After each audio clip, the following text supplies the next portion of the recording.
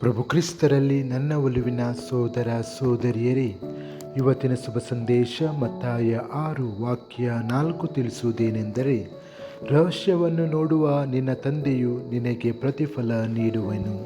ಚಿಂತನೆ: ನಿಜವಾದ ಒಳ್ಳೆಯತನವು ಚಪ್ಪಾಳೆ ತಟ್ಟಲು ಬಯಸುವುದಿಲ್ಲ ಎಂದು ಯೇಸು ನಮಗೆ ನೆನಪಿಸುತ್ತಾನೆ.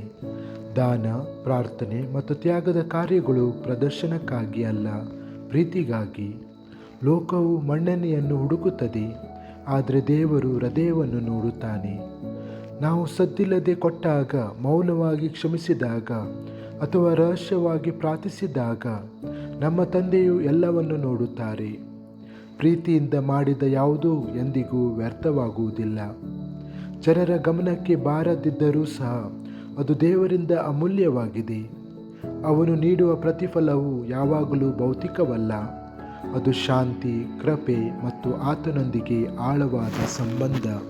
ಪ್ರಾರ್ಥನೆ: ಸ್ವರ್ಗೀಯ ತಂದೆಯೇ, ನನ್ನ ಹೃದಯದಲ್ಲಿ ಅಡಗಿರುವುದನ್ನು ನೀವು ನೋಡುತ್ತೀರಿ.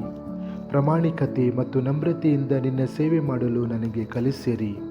ಪ್ರಶಂಸೆಯನ್ನು ನಿರೀಕ್ಷಿಸದೆ ಪ್ರೀತಿಸಲು ಮತ್ತು ನೀನೇ ನನ್ನ ಪ್ರತಿಫಲ ಎಂದು ನಂಬಲು ನನಗೆ ಸಹಾಯ ಮಾಡಿರಿ.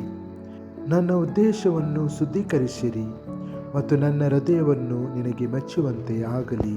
ಆಮೆನ್.